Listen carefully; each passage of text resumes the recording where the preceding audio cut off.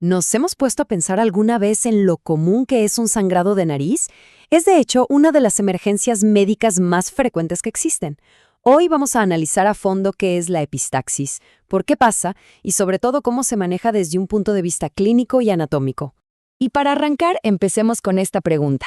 ¿Qué tiene la nariz de especial para que sangre tan pero tan fácil en comparación con otras partes del cuerpo? Bueno, la respuesta está en su increíblemente compleja red de vasos sanguíneos. Y eso es justo lo que vamos a explorar. Primero lo primero, pongámosle el nombre técnico: epistaxis. Suena un poco intimidante, ¿no? Pero la definición es súper directa. Es básicamente cualquier sangrado que viene de adentro de las fosas nasales o de esas cavidades que se conectan con ellas, que son los senos paranasales. Ok, para entender por qué sangra la nariz, tenemos que meternos a ver cómo está cableada por dentro. Su diseño, su anatomía, es la clave de todo este asunto. Fíjense en esta imagen. La nariz recibe una cantidad de sangre masiva, y no de una, sino de dos fuentes principales, las arterias carótidas, tanto la interna como la externa. Es como si dos autopistas de sangre enormes convergieran en un área muy, muy pequeña. Y aquí viene lo más interesante. En la parte de adelante del tabique nasal, justo aquí, se forma una zona que se llama área o plexo de Kieselbach. Imagínense que es como una rotonda súper concurrida, donde se cruzan un montón de arterias que vienen de esas dos grandes autopistas que mencionamos. El problema es que toda esta red de vasos está muy muy cerquita de la superficie, cubierta apenas por una capa de tejido súper delgada y frágil. Y ojo con este número, porque lo dice todo.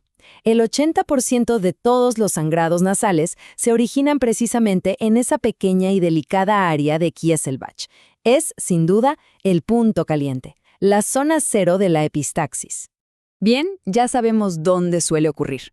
Pero ahora la pregunta es, ¿qué lo provoca? Y la verdad es que las causas son súper variadas. Van desde algo tan simple como un roce hasta condiciones médicas bastante complejas. Para que sea más fácil de entender, los médicos las dividen en dos grandes grupos. Por un lado, las causas locales, que son problemas que ocurren directamente en la nariz.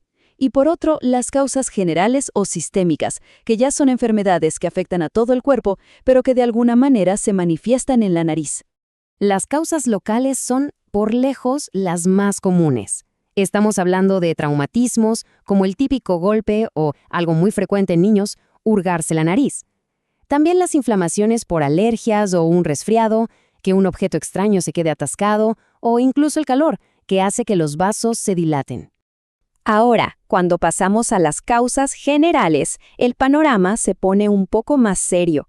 La hipertensión arterial mal controlada, por ejemplo, no solo aumenta la presión en todo el cuerpo, sino que con el tiempo va debilitando las paredes de las arterias y las hace más propensas a romperse.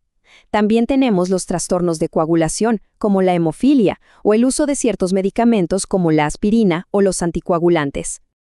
A ver, no todos los sangrados de nariz son iguales. Saber de dónde viene el sangrado, si de adelante o de atrás, es fundamental para saber qué tan grave es y cómo tratarlo. Por eso se dividen en anteriores y posteriores. Y esta imagen lo explica perfecto. A la izquierda vemos el sangrado anterior, el más común, donde la sangre sale hacia adelante, por la nariz. A la derecha, el posterior. Aquí la cosa es diferente. La sangre viene de arterias más grandes y gruesas en la parte de atrás de la nariz y cae directamente hacia la garganta. Esto es un problema, porque es difícil ver cuánta sangre se está perdiendo y, sobre todo, es mucho más difícil de controlar. Entonces, para que quede claro, las anteriores, las del área de Kieselbach, son las típicas en gente joven, suelen ser leves y muchas veces paran solas. Las posteriores, en cambio, son más de adultos, el sangrado es mucho más abundante, es difícil de parar y, de hecho, puede llegar a comprometer seriamente la salud. Bueno, frente a un sangrado, sobre todo si es muy fuerte o pasa seguido, ¿cómo se descubre qué está pasando? El diagnóstico es un proceso casi detectivesco para encontrar el origen y la causa exacta.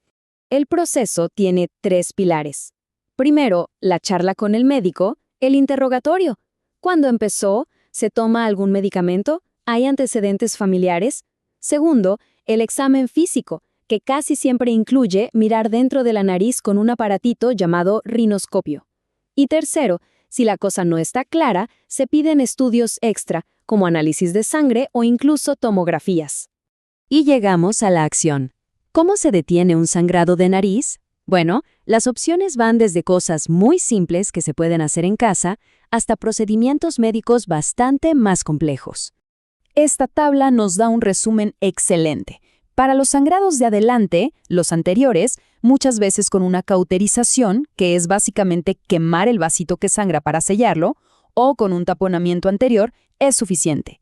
Pero para los posteriores, la cosa se complica. Se necesita un taponamiento anteroposterior, que es más complejo, o incluso ir a cirugía para hacer una ligadura de arterias, que es como atar la arteria para que deje de mandar sangre.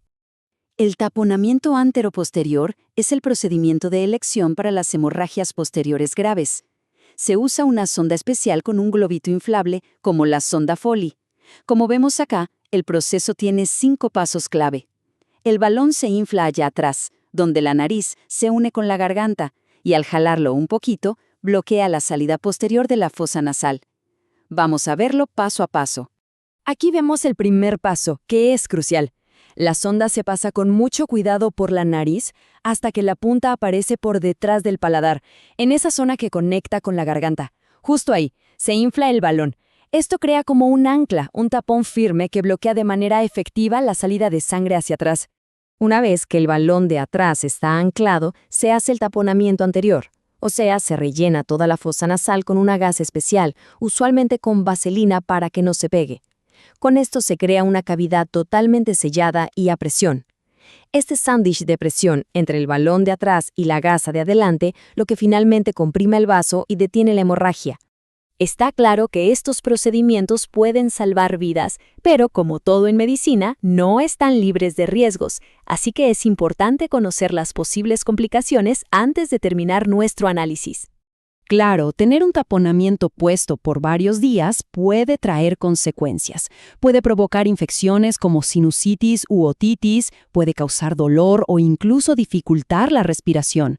En casos más raros, la presión constante podría dañar el tejido de la nariz e incluso crear sinequias, que son como cicatrices internas. Por todo esto, este procedimiento requiere hospitalización, supervisión constante y antibióticos. Y para cerrar, una última reflexión. Ya vimos que un sangrado de nariz puede ser mucho más que una simple molestia.